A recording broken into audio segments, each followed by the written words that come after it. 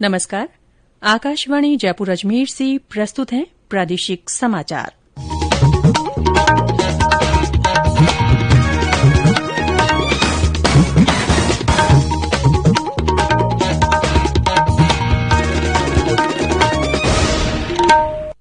मुख्य समाचार।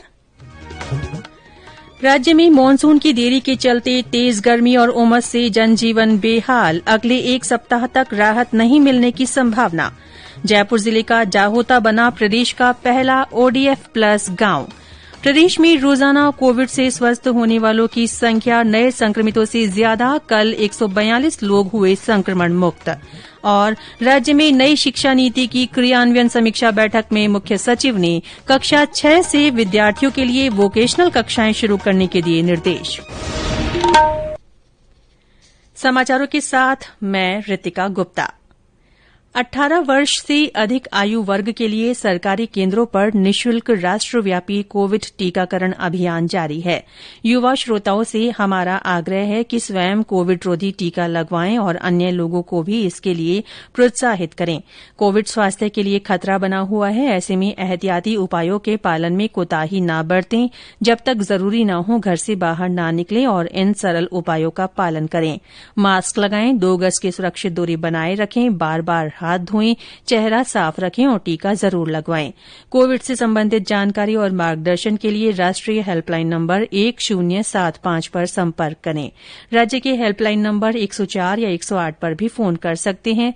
वरिष्ठ नागरिकों के लिए हेल्पलाइन नंबर है 14567। मनोवैज्ञानिक सहायता के लिए फोन नंबर 08046110007। कोविड बाद की समस्याओं के बारे में 181 और बच्चों की सहायता के लिए 1098 पर फोन किया जा सकता है। और अब समाचार विस्तार से। मानसून में देरी के चलते राज्य में तेज गर्मी और उमस से जनजीवन बेहाल है। पिछले 24 घंटों में सबसे ज्यादा 44.4 डिग्री सेल्सियस तापमान श्रीगंगानगर में दर्ज किया गया। हमारे संवाददाता ने बताया कि गर्म हवाओं के कारण देर रात भी गर्मी लोगों को सता रही है।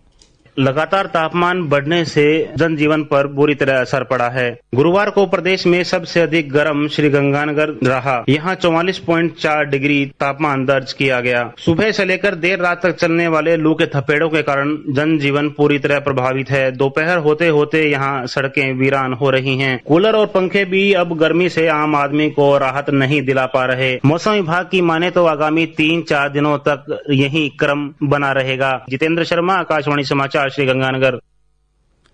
कल चूरू में 44, पिलानी में 43.4, अलवर में 43, धौलपुर में 42.3, जैसलमेर में 40.6 और राजधानी जयपुर में 40.5 डिग्री सेल्सियस अधिकतम तापमान रिकॉर्ड किया गया। मौसम विभाग के अनुसार दक्षिण पश्चिम मानसून की उत्तरी सीमा प्रदेश के बाड़मेर, भीलवाड़ा और धौलपुर जिलों से गुजर रही है। आगामी एक सप्ताह तक मानसून के आगे बढ़ने के लिए अनुकूल परिस्थितियां नहीं हैं। अगले एक सप्ताह तक मौसम शुष्क रहने और कम बारिश की संभावना है। वहीं विभाग ने अधिकतम तापमान सामान्य से अधिक रहने का पूर्वानुमान जताया है। जयपुर जिले के जाहोता को प्रदेश का पहला ओडीएफ प्लस गांव घोषित किया गया है। स्वच्छ भारत मिशन ग्रामीण योजना के तहत केंद्र सरकार की टीम ने निरीक्षण के बाद गांव को ओडीएफ प्लस घोषित किए जाने की सहमति प्रकट की। जाहोता के सरपंच श्याम प्रताप सिंह राठौड़ ने बताया कि गांव में ठोस और तरल कचरा प्रबंधन पर पिछले 10 महीने से लगातार काम किया जा रहा है और इसमें जनता का भी सहयोग मिल रहा है। राज्य सरकार ने बाड़मेर में मिनी फूड पार्क की स्थापना के लिए 100 बीघा जमीन आवंटित की है। राजस्व मंत्री हरीश चौधरी ने बताया कि जिले के बांदरा गांव में कृषि उपज मंडी समिति बाड़मेर को भूमि आवंटन प्रस्ताव का अनुमोदन किया गया है। प्रदेश में अब तक कुल 2,46,85,000 से अधिक कोविड टीके लगाए जा चुके हैं। इनमें 2,05,34,000 से अधिक पहली और 41,51,000 से अधिक दूसरी डोज शामिल है। कल 57,000 से अधिक लोगों को टीके लगाए गए। इनमें 18 से 44 वर्ष आयु वर्ग के 32,121 लोगों को पहली खुराक दी गई। अब तक इस आयु वर्ग को पहली और दूसरी डोज मिलाकर 75 लाख से अधिक खुराक दी जा चुकी है। इधर देश में अब तक कोविड संक्रमण से बचाव के लिए 34 करोड़ टीके लगाए जा चुके हैं। केंद्रीय स्वास्थ्य मंत्रालय ने बताया कि कल 38,17,000 से अधिक टीके लगाए गए। ये समाचार आकाशवाणी जयपुर अजमेर से प्रसारित किए जा रहे हैं। समाचार अभी और भी हैं, उससे पहले कोरोना जागरूकता संदेश।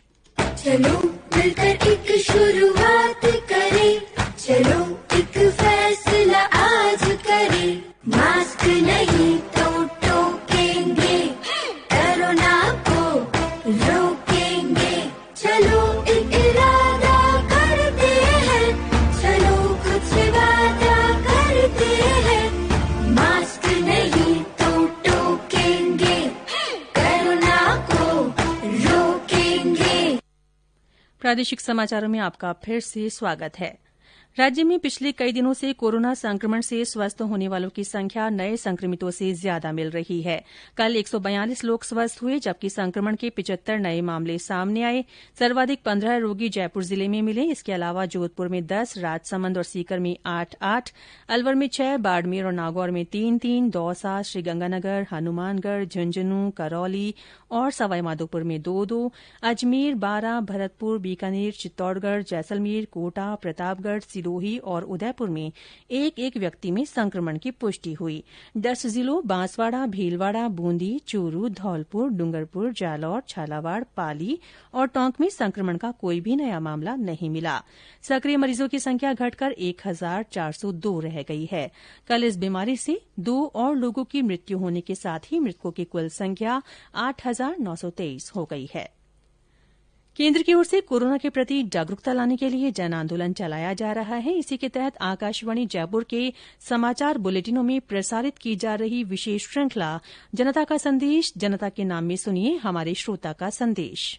मैं भरतपुर राजस्थान से मनमोहन अभिलाषी बोल रहा हूं। मेरा सभी प्रदेशवासियों से यही कहना है कि कोरोना अभी गया नहीं है। दूसरी तरफ डेल्टा प्लस भी दस्तक दे रहा है। इससे बचाव के लिए हमेशा मास्क लगाकर ही घर से बाहर निकलना चाहिए और 2 गज की दूरी बनाए रखना और बार बार साबुन से हाथ धोना बहुत जरूरी है।